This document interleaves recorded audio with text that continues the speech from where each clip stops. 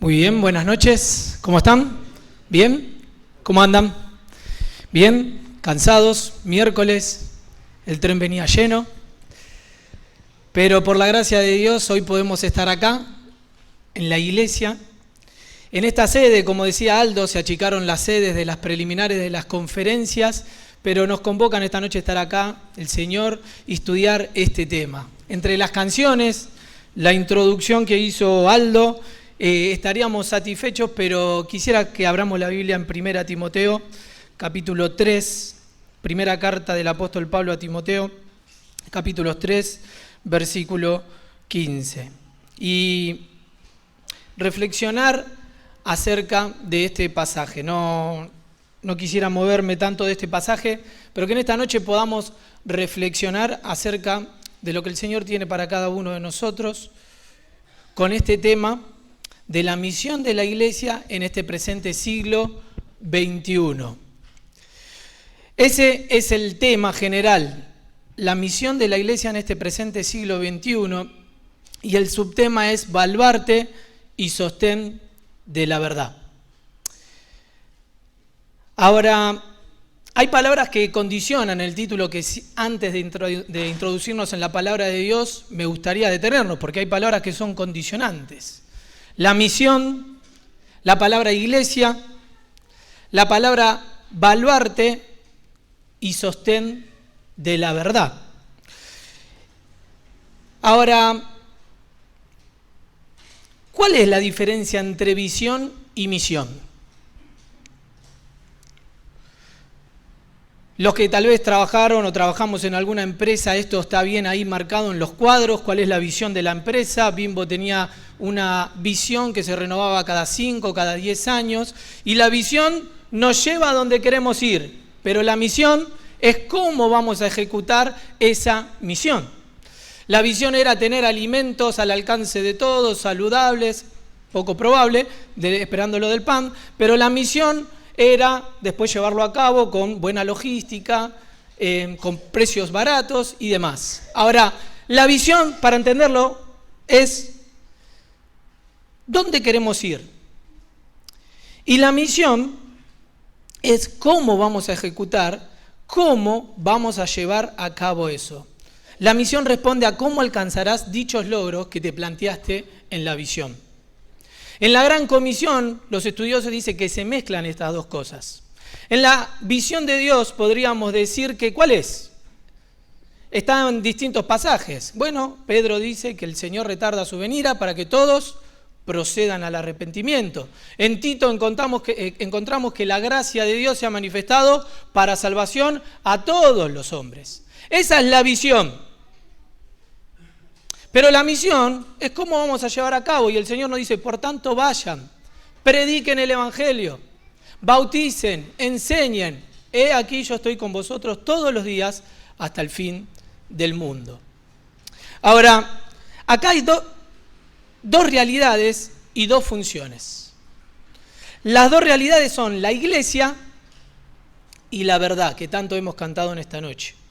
Y después hay dos funciones, columna y baluarte. Estas son las palabras que condicionan el tema. Que dicho sea de paso, que no lo tomen como crítica a la comisión, espero que me vuelva a invitar, pero está de más en este presente siglo XXI, no es una redundancia, en este presente siglo. En este siglo que estamos, ¿donde qué? Donde decía Aldo, reina el posmodernismo. Donde reina el relativismo, y también lo cantaba Debbie. Donde lo único permanente es lo provisorio. Zygmunt Bauman, un sociólogo, dice que están cayendo frente a nuestros ojos los pilares que se crearon y crecieron en el mundo occidental. Están cayendo frente a nuestros ojos. En breve se va a empezar a debatir la eutanasia. Hace poquito leía la carta de Asiera frente a esto de que se están, la tengo acá, la publicidad, no sé si la voy a llegar a mostrar, pero que nuestro gobierno, las políticas públicas, hicieron esto de los profiláticos, de la vasectomía en los chicos, y dice, se puede recibir información y acceder al método anticonceptivo reversible que elija sin compañía de personas adultas.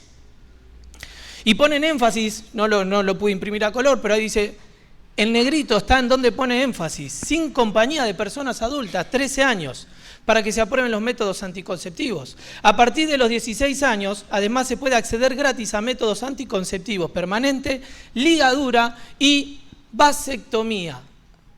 Esto es lo que está haciendo nuestro país, esto es lo que está haciendo nuestro gobierno. Lo único permanente es lo provisorio, donde la generación de los millennials, donde también los sociólogos hablan de esto, que la adolescencia se está pasando hasta los 40, 50 años, donde antes se hablaba de adolescente a los 13, 14, 15 años, hoy un adolescente está pasando hasta barreras. ¿Por qué? Porque hay una falta de compromiso. Ya nadie se casa. Se están derritiendo los sólidos. C.S. Lewis, el escritor de las Crónicas de Narnia, cristiano y un gran pensador que ha aportado al cristianismo, dice que el hombre de nuestros tiempos, y él estaba hablando del modernismo cuando escribe esto, el hombre de nuestros tiempos está firmemente parado con los dos pies, pero en el aire. El mundo cree que está parado sobre cosas sólidas, pero está firmemente parado con los dos pies en el aire. Por eso es de esperar las leyes, por eso es de esperar el camino que sigue este mundo. Se decía que después de la pandemia íbamos a salir mejores hombres, porque nos dimos cuenta que el ser humano es solidario. No se terminó de cerrar la pandemia y se abre con una guerra. En psicología, las consultas psicológicas aumentaron notablemente. Ya los test que se usaban para antes ya no sirven más porque la pandemia ha hecho estrago. ¿Por qué? Porque el mundo no puede estar solo. Nos encerraron en nuestra casa y el silencio gritaba tan fuerte que trajo todos estos problemas. Ahora, en este contexto, estamos cada uno de nosotros como iglesia. En este contexto.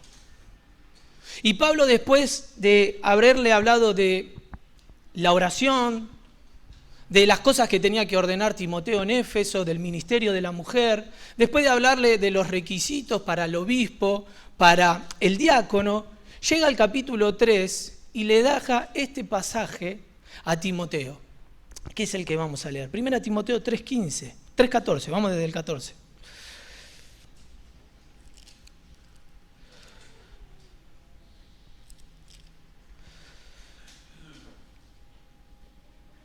Esto te escribo.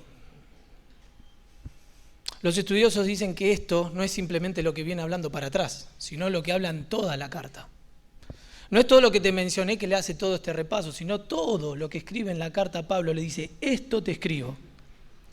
Aunque tengo la esperanza de ir pronto a verte, no podemos asegurar si lo vio o no Pablo a Timoteo, pero dice, pero para que si tardo, sepas cómo debes conducirte.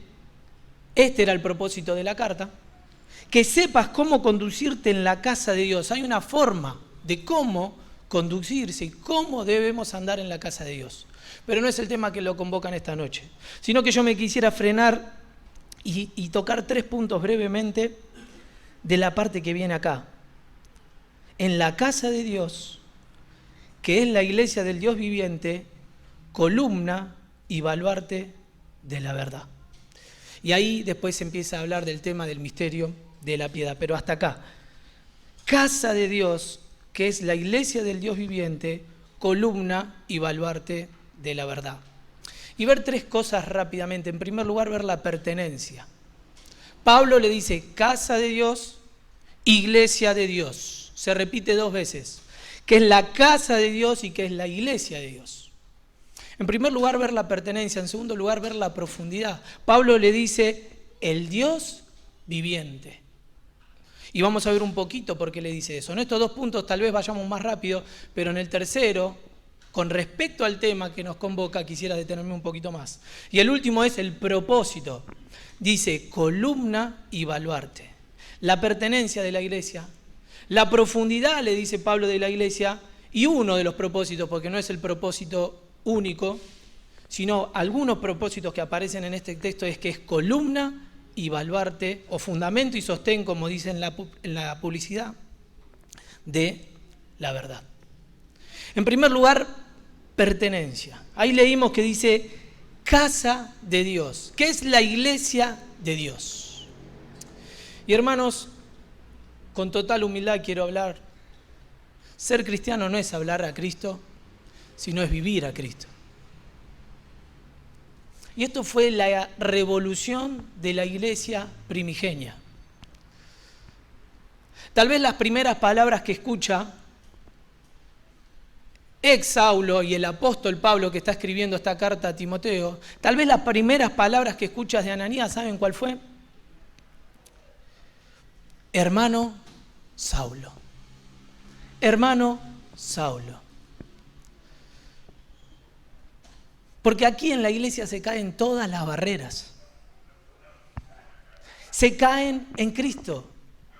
Lo que Colosenses en 3:11 dice, donde no hay griego ni judío, donde no hay circuncisión ni incircuncisión, donde no hay bárbaro ni escrita, siervo ni libre, sino que Cristo es todo y en todo. Y esto es la iglesia, la casa de Dios. Para nosotros hoy es comprensible, pero hace 2000 años, cuando esto se escribió, esto era revolucionario. En un imperio donde no había dignidad, el Señor vuelve a traer la dignidad a la persona. Siempre vamos a dar las respuestas teológicas. El Señor Jesús murió en la cruz por el predestinado, por el consejo ya dicho desde la antigüedad, como dicen algunos predicadores, antes que diga sea la luz, se dijo sea la cruz. Estaba el propósito intratrinitario que el Señor venga a morir en la cruz por cada uno de nosotros. Pero esa es la respuesta teológica. Pero si damos una respuesta más llana, ¿cuál fue? Es que a la verdad la quisieron ocultar. Y una voz en un imperio donde no había dignidad, donde era similar a lo que hoy estamos viviendo, quisieron callar esa voz, pero no pudieron. Porque el esclavo se podía sentar, como en Romanos, la carta de Romanos termina ¿con quién? Nombrando ahí unas personas que tienen el nombre de ¿qué? De números. Y ahí dicen los escritores que ¿qué? Que eran esclavos que se podían sentar con el tesorero. Y esto era revolucionario. En una sociedad esclavista donde casi los 2/3 de la población eran esclavos. Ahora en la iglesia no hay diferencias. Imagínense cómo sonaba esto en los oídos de los romanos. Cómo sonaba en aquella sociedad donde el hombre ahora en la iglesia era igual a la mujer. Donde la mujer, si hoy se levantan voces en nuestro tiempo, en aquel momento totalmente no era valorada. Ahora el Señor Jesús y la iglesia vienen a traer otra perspectiva. Esa fue la revolución de la iglesia. Y los cristianos lo entendían. Pero esto no lo entendían los de afuera. Una anécdota que se nombra mucho en el tercero y en el cuarto siglo, y hasta que la nombra Agustín, porque era San Agustín, una anécdota muy conocida y comentada por la iglesia, fue que en el año 202 de nuestra era, una mujer llamada Perpetua, que tenía 22 años, en una persecución hecha por Septimio Severo, llega hasta la ciudad de ella, que era en Cartago. Y como ella estaba sola, pero era una mujer pudiente, y tenía una esclava, porque en aquel momento no fue abolida, y estaba permitida en aquel momento, y tenía 3 hombres esclavos, pero todos ellos habían llegado al conocimiento del Señor. Y como era una familia pudiente, le reclamaron a ella que renegara de su fe. Y como era una esclava pudiente, le dieron el privilegio de la última noche de pedir un deseo. Y dice que en esa última noche celebraron la cena del Señor, ella con su esclava. Al otro día los 3 hombres esclavos los tiraron en la arena y los mataron. Y ella sale junto con la esclava, tomadas de la mano, les inclinan la cabeza y le cortan la cabeza a ella y a su esclava. Ahora los romanos no pudieron entender nunca esto. Nunca que una mujer pudiente y una esclava podían estar juntos y que no renegaban de su fe. Esto es la iglesia, la casa de Dios. Un grupo de hombres y mujeres. Todos hemos venido al encuentro con Cristo.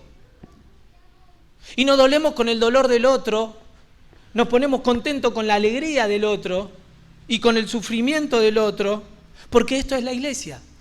Esto es la casa de Dios. Y en la gran comisión, donde se entremezcla la visión y la misión del Señor, el Señor lo tuvo bien en cuenta. Porque Él nos pone en una correcta relación con Cristo. Hagan discípulos, personas que tienen una correcta relación con Cristo. Pero también nos pone en una verdadera o una correcta relación con su palabra. Enséñenle en todas estas cosas. Pero también en la visión y en la misión del Señor nos pone en una correcta relación con la iglesia, bautizándolos. Personas que tienen una correcta relación con la iglesia, con su palabra y con el Señor. Y donde no hay eso, no hay verdadero evangelismo. Ahora nos contentamos con gente que cree, pero el Señor nos mandó a que hagamos discípulos y que se involucren y que pertenezcan a la iglesia. Por eso digo que esto fue revolucionario en aquel tiempo. En esta dispensación no hay algo más importante que la sociedad humana que sea tan importante como la iglesia. Eclesía, los llamados fuera. Una palabra que podría llenar esto en castellano, sabemos bien todo lo de acá, estudian acá en el Miure, sería ¿cuál? Asamblea. Y ahí aparece oikos, casa de Dios. Y ahí no se está refiriendo a edificio. No importa dónde se reúna la iglesia. Esa iglesia será casa de Dios y su iglesia será la morada. La tremenda bendición, pero responsabilidad que tenemos de pertenecer a la iglesia, los hijos de Dios. Casa ya había sido utilizado en los pasajes anteriores. ¿Se acuerdan? Cuando dice que gobierne bien su casa, cuando da los requisitos para el pastorado. Evidentemente casa no se estaba refiriendo a las paredes, se estaba refiriendo a personas. Que gobierne bien su casa. Las pertenencias, no, su familia, las personas. Y ahora le está diciendo que somos casa. En Gálatas 6:10 dice familia, ahí aparece oikos. Ayudar a todos, mayormente a los de la familia de la fe. En Efesios 2:19 dice que somos miembros de la familia de Dios. Y en 1 4:17 dice, el juicio debe empezar primero por la casa de Dios. La iglesia, y quiero ir rápido porque me quiero detener más en el último punto, pero debemos decir esto, en primer lugar, la pertenencia. Pablo le está diciendo a Timoteo, pertenecemos a la iglesia. La iglesia son personas donde Dios habita, donde Dios mora. Y en toda familia hay una autoridad, y Cristo es la cabeza. Y como somos pecadores, pero somos llamados fuera porque estamos perdonados por Dios y nos vamos santificando en Dios, no hay iglesia perfecta. Cuenta la anécdota de ese pastor que vino un hombre a decirle, encontré la familia perfecta, la iglesia perfecta. Y el pastor le dijo, no vayas porque la vas a arruinar. Porque somos pecadores, que nos vamos santificando, que pertenecemos a la iglesia de Dios. Y la iglesia de Jesucristo no es una democracia.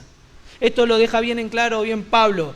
El gobierno no es de los hombres ni por los hombres. Tampoco es una teodemocracia. El gobierno no es de Dios y no está en las manos de los hombres.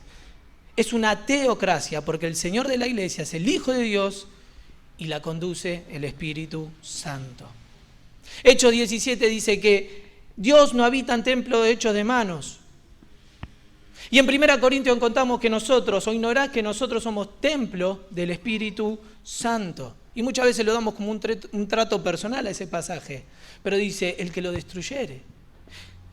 Dice, hay en el Espíritu Santo que mora en vosotras. La iglesia forma parte de la sociedad. Y muchas veces en nuestros títulos, cuando hacemos publicidades, conferencias, a veces cometemos el error de poner la iglesia y la sociedad. Pero esto no estaba en el pensamiento del Señor. La iglesia debe estar en la sociedad. ¿Cuál fue la oración intercesora del Señor ahí en Juan 17? Y yo sé que la iglesia nace en hechos, pero estoy convencido que durante todo el Evangelio el Señor le estaba pegando en la mente a sus discípulos de lo que tenía que ser la iglesia en hechos. Y ahí en la oración intercesora y en Mateo cuando le dice a Pedro, sobre esta roca edificaré mi iglesia, y si bien está hablando en futuro, los 3 años del ministerio del Señor Jesús, como vamos a ver al final, porque quiero poner en alto bien la imagen del Señor, es que Él estaba trabajando en la mente de sus discípulos. Ustedes son el templo. Así que ya no son extranjeros ni advenedizos, sino conciudadanos de los santos y miembros de la familia de Dios. Dios quería formar una nueva sociedad, nuevas criaturas, con un pueblo propio. Y el Señor no pidió quitarnos del mundo.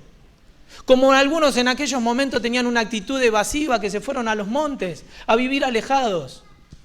En aquella transfiguración, el Señor le permite ver a sus discípulos, a 3 de sus íntimos, algo maravilloso, y Pedro le dice, quedémonos acá.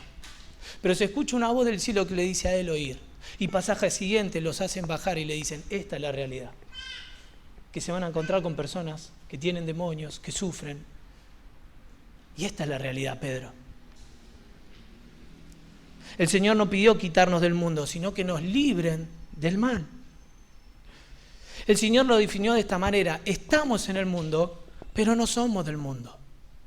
Somos la sal y la luz del mundo.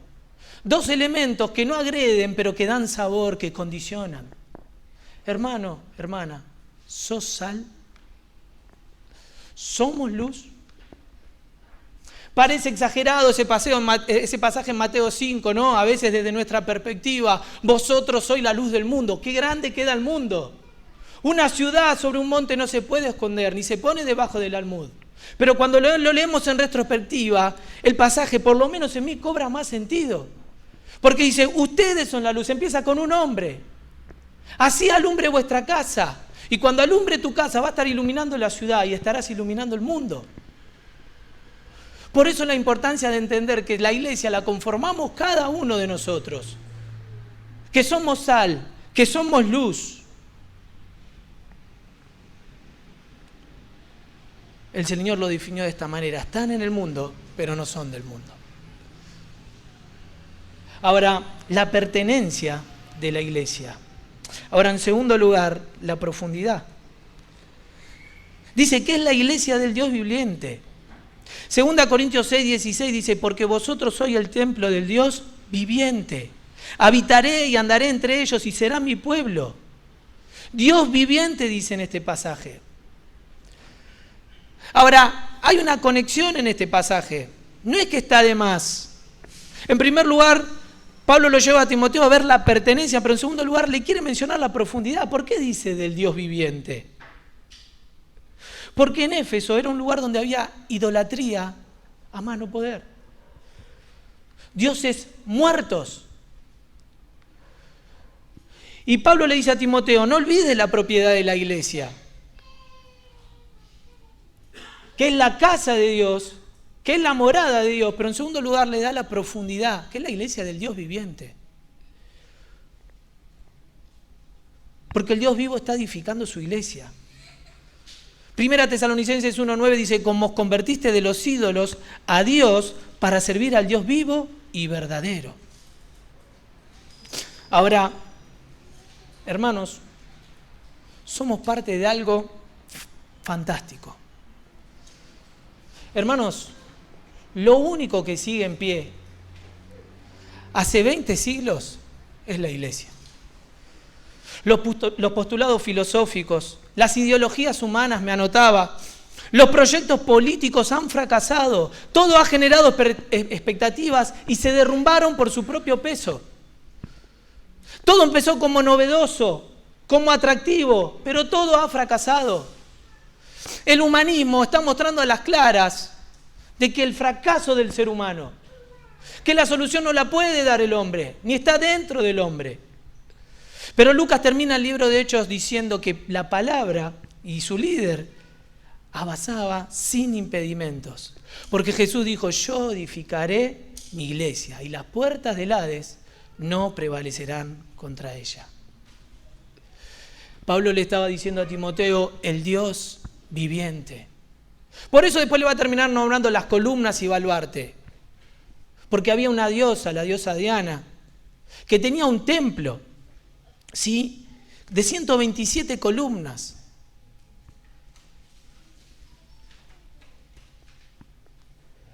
regalada por cada uno de las personas preponderantes y reyes de aquel momento, algunas adornadas con oro. Pero Pablo le está diciendo a Timoteo, esas columnas están dedicadas a dioses muertos. Nosotros pertenecemos a la iglesia, que es la casa de Dios, del Dios viviente. En enero de 2013, Sanderson John fundó en París la primera iglesia atea. Y curiosamente, ¿saben qué hace? Los reúne los domingos. Le hicieron una crítica a esta persona porque está copiando algo del cristianismo. ¿Por qué lo reunís los días domingos? Esto es algo distintivo del cristianismo. Y él dice que, aunque Dios no existe, quiero recuperar algo que es distintivo al cristianismo, ese sentido de pertenencia que la gente tiene en ese lugar. Ahora, él junta a la gente, pero no logra nada.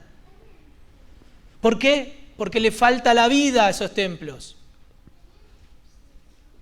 Lo que hace nosotros es que seamos un cuerpo y que seamos la iglesia, es que el Espíritu Santo, el Dios vivo, mora en nosotros. Y Él está orando.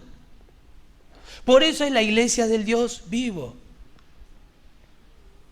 Ahora, el Dios vivo está edificando su iglesia. Y así termina el libro de Hechos, con dificultades, con problemas, con adversidades, pero sin impedimento. La palabra de Dios podía correr. Por eso, hermano, hermana, contra toda dificultad, levantémonos en fe. Y sepamos que el Señor seguirá escribiendo su historia, porque el Dios viviente lo hará. Que seamos simplemente instrumentos, herramientas en sus manos. No seamos espectadores, somos miembros. Y no de cualquier club, de cualquier organización. Somos miembros de la iglesia, del Dios viviente. Ahora, en último lugar, el propósito. Dice, Pablo lo lleva a Timoteo a ver la pertenencia. Lo lleva a ver la profundidad y le dice, del Dios viviente. A esto pertenecemos. Ahora, cuando conocemos nuestra identidad, nuestra pertenencia, el peso, que somos morada del Dios vivo, y la iglesia como casa de Dios, nos lleva a conocer cuál es nuestra misión, el propósito. Ahora, ¿por qué Pablo utiliza estos términos? Bueno, lo dijimos, columna y baluarte. ¿Qué era la columna? Un pilar vertical que soportaba o sostenía la estructura de aquellos templos, de aquel templo suntuoso de Diana o Artemisa. Una ilustración muy vívida de esto es en el Antiguo Testamento Sansón, ¿se acuerdan? Cuando los ponen sobre las columnas y él las derriba. Por eso Pablo le dice, la iglesia lo lleva a ver la pertenencia, la profundidad, pero ahora le quiere decir el propósito. Y por eso le utiliza estas dos palabras, esta frase, que a Timoteo lo iba a alentar y iba a saber en qué contexto le estaba hablando. Le dice columna y baluarte. Ahí la palabra baluarte es la única vez que aparece en el Nuevo Testamento. Habla de fundamento y de sostén, de un cimiento que descansaba toda la estructura, pero que también servía de defensa. Y que en muchas ocasiones también servía para poner en alto los avisos, para publicitar, para mostrar las cosas que querían decir. Utilizaban estas columnas y esto baluarte. Por eso Pablo menciona esta figura, ya que es una figura vívida para Timoteo. Columna y sostén. Cito a William Barclay, una de sus características eran sus columnas. Tenía 127 el templo de Diana y cada una de ellas era un regalo de un rey, que eran hechas por mármol y algunas estaban adornadas con joyas y cubiertas con oro. Cada columna representaba un tributo del rey que las donaba. Ahora, seguimos respondiendo a la pregunta, ¿por qué Pablo utiliza estos términos? No solo para que Timoteo entienda, sino utiliza esta metáfora para hacerle entender cuál es la misión o cuál es la función de la iglesia. Es levantar, es exponer, es sostener, es anunciar y es defender la verdad. No por eso hice esa pequeña introducción que podríamos estar hablando todo el día en el mundo posmoderno en que vivimos. Ahora, ¿qué va a hacer la iglesia en estos tiempos? Dice un pensador que nos hemos acostumbrado, porque mucho tiempo la cosmovisión cristiana coincidía con el sistema. Ahora a nosotros nos tocó ser parte de la iglesia en estos tiempos, donde se están derritiendo los sólidos. Así como las columnas y el baluarte servían para todo esto, para sostener, levantar, publicitar, y no porque la verdad se iba a caer, sino porque era la misión aquí en la tierra, es sostener firme e inquebrantablemente la verdad del Señor. Pero algo importante, la iglesia no inventa ni crea la verdad, como muchos piensan, ni define la verdad.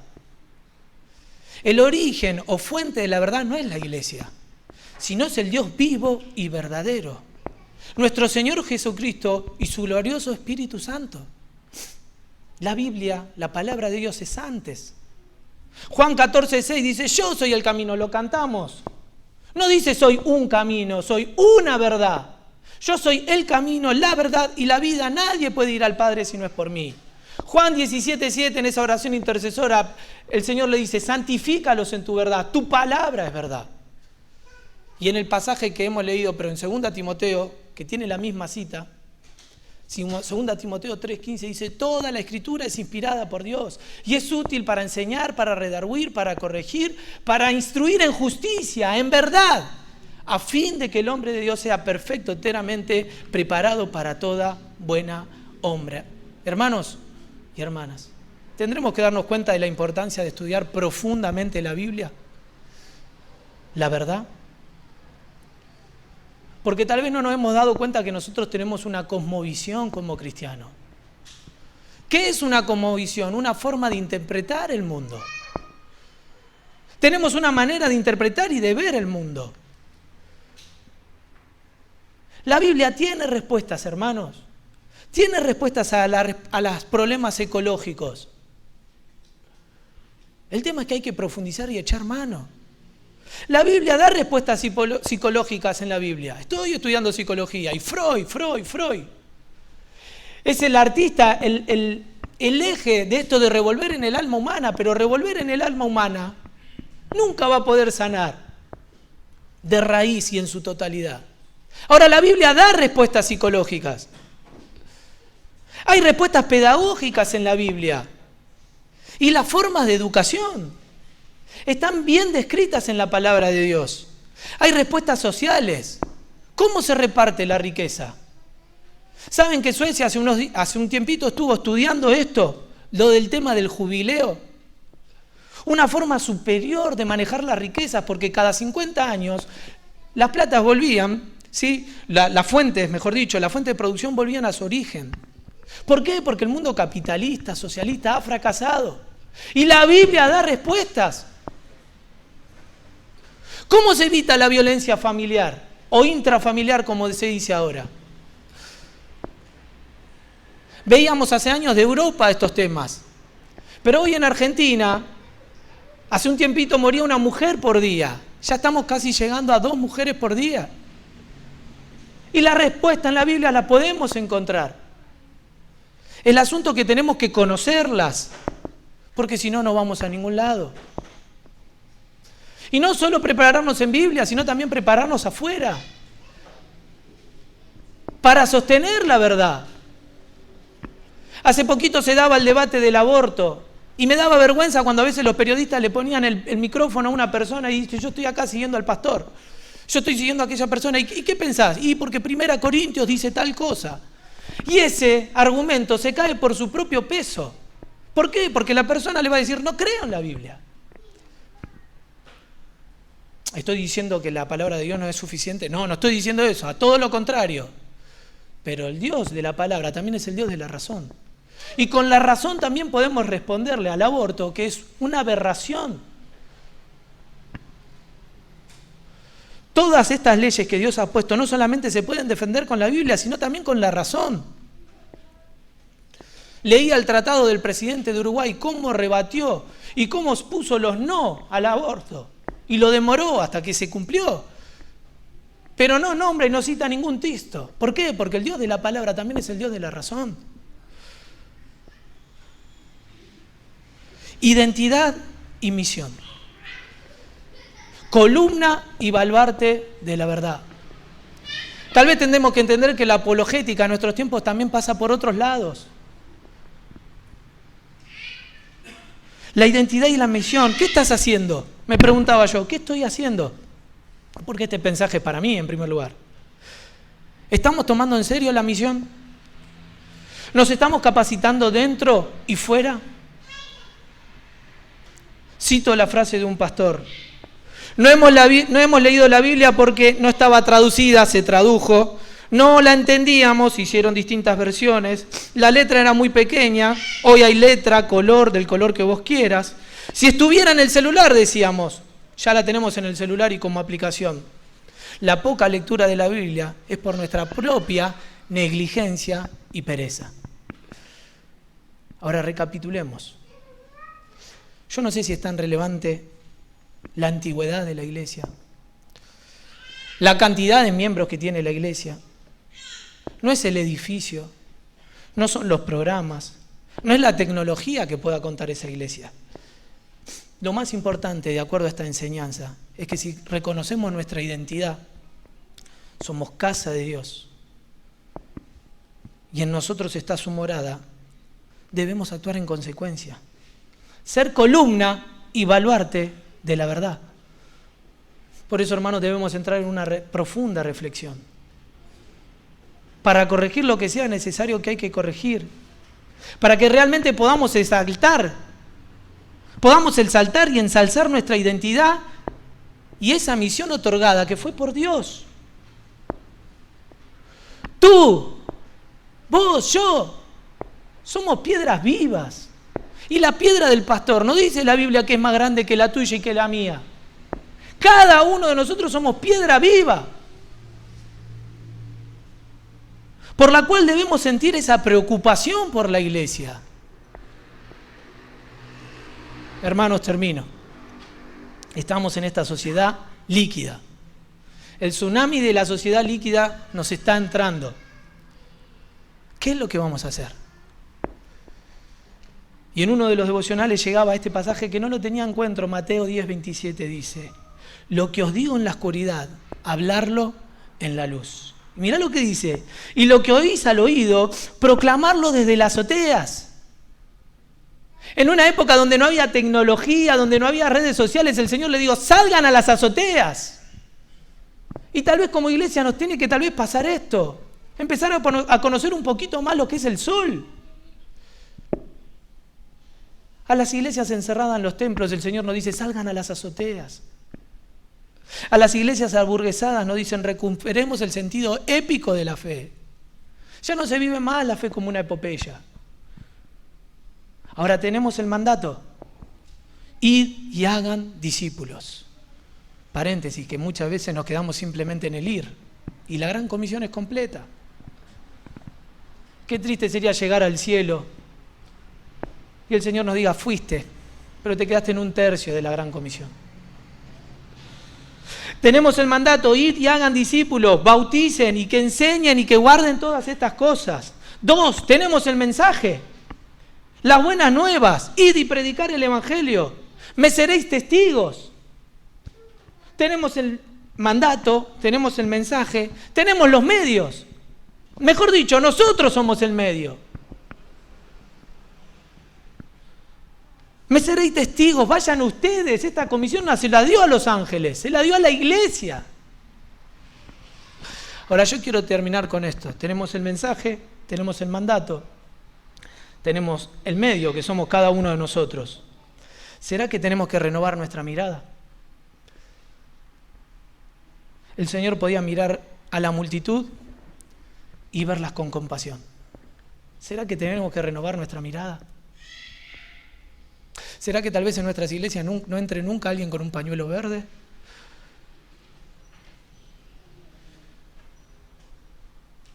Oramos en nuestra iglesia por crecer. Y la gente, hermano, llega rota al Señor. Cada vez va a llegar más rota. Cada vez más rota. Y la iglesia tiene que dar respuestas. Y si oramos para que la gente venga al conocimiento del Señor, tenemos que darnos cuenta que a la iglesia van a venir gente lo más roto, porque el mundo vive así. Pero ¿será que tenemos que renovar nuestra mirada? A nosotros nos tocó vivir en este tiempo, no a otros. El Señor Jesús se podía parar con cualquier persona que nosotros diríamos, no, caso perdido. El Señor Jesús no tenía opción por los pobres, como algunos dicen, ni opción por los ricos. En la misma ciudad de Jericó termina de revisar y de estar con un pobre, y él tiene que agudizar sus oídos para escuchar al ciego Bartimeo. Y al Señor no le tembló el pulso. Duro mensaje para mí, para la iglesia de nuestros tiempos. No le tembló el pulso de frenar la multitud e irse tras una persona. Pero sigue avanzando en Jericó y ahora no se encuentra con un pobre, sino que se encuentra con un rico. Es cierto, la riqueza de Zaqueo la había tenido malversada, la había llegado por quedarse con vueltos. Pero él se detiene. ¿Será que tenemos que renovar nuestra mirada? El Señor no lo llama por el pecado a Zaqueo, le dice su nombre. Zaqueo, se autoinvita. Para un maestro judío autoinvitarse en la casa era terrible. Desciende, date prisa, es necesario que yo hoy more en tu casa. Porque el Hijo del Hombre vino a buscar y a salvar lo que se había perdido, termina ese pasaje. Pero ¿será que como iglesia tenemos que renovar nuestra mirada? De aquellos que nosotros decimos, no, caso perdido. No califica. Si hubiesen dicho eso de Saulo, no tendríamos esta carta. El Señor no le tembla al pulso y abandona a la multitud. Él se detiene con todos aquellos. Se detiene con el endemoniado de Gadara. Se detiene con María Magdalena, que tenía muchos demonios y después estaba a los pies de la cruz. El Señor, en el mayor momento de dolor, en la cruz, se detiene y salva a uno más. Pablo en Filipenses dice, a fin de conocerles y ser semejantes a Él en su muerte. Pablo tira por el piso el estereotipo del liderazgo. Le dije, yo me quiero parecer a Él, no en su retórica, no en su forma de hablar, sino en su forma de morir, porque en su forma de morir Él nos enseña cómo debemos vivir. Y Él en la cruz se detiene con un ladrón y salva a uno más.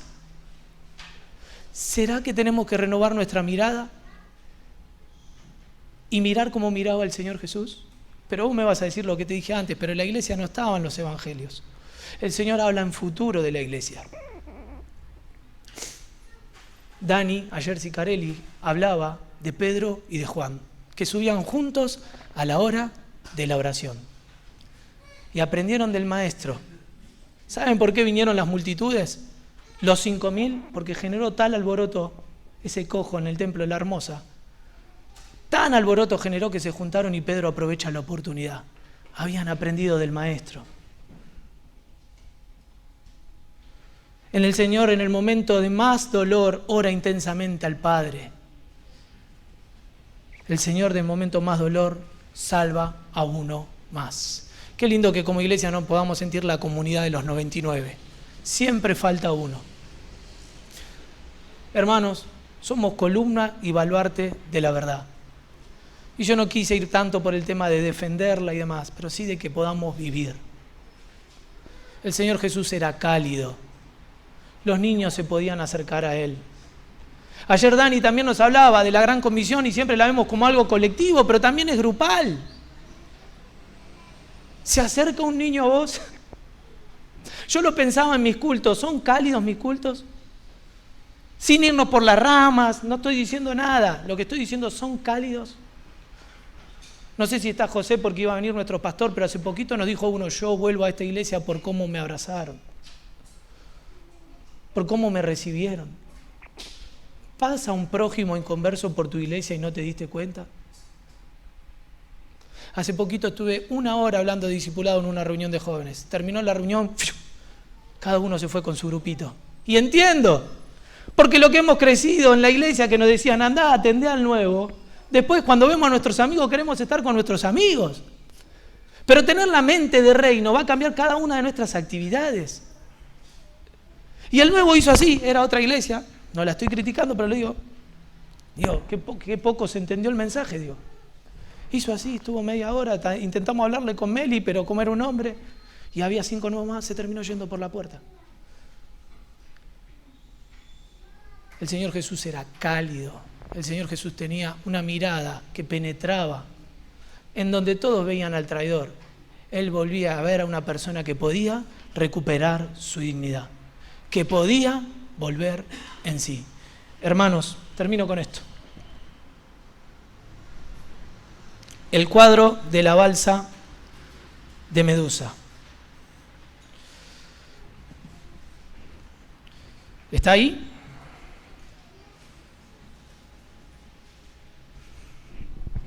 Ese cuadro está en el Louvre y fue el 17 de junio de 1916 donde una flotilla dejaba la isla de Aix, en Francia, para emprender un viaje a Senegal, llevando un grupo de funcionarios y de colonos comandados por un oficial que por falta de experiencia, lo pusieron ahí por contactos, por falta de experiencia, empezaron a naufragar y fue faltar la expedición.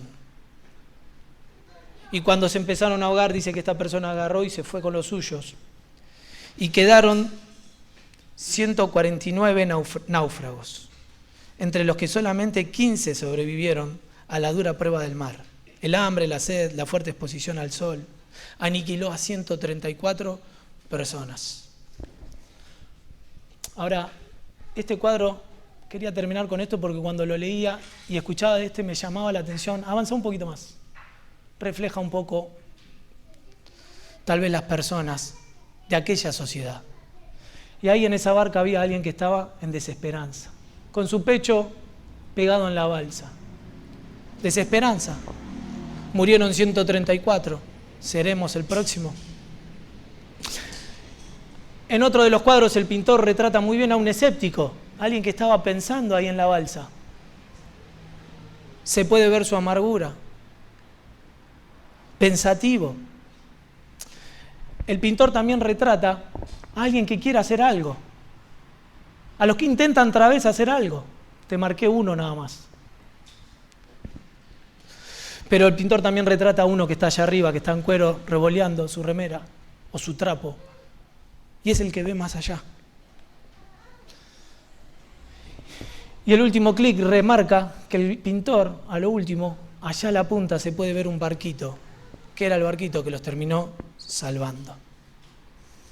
Y yo cuando leía esto me ponía a pensar, ¿será nuestra sociedad que está en desesperanza?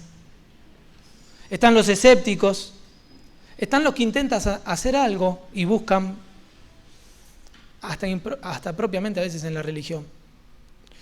Pero está el que ve más allá, y esto está llamado a seguir la iglesia. Allá viene el barquito que nos puede salvar. El Señor viene. Y el mundo se está muriendo sin Cristo y sin esperanza.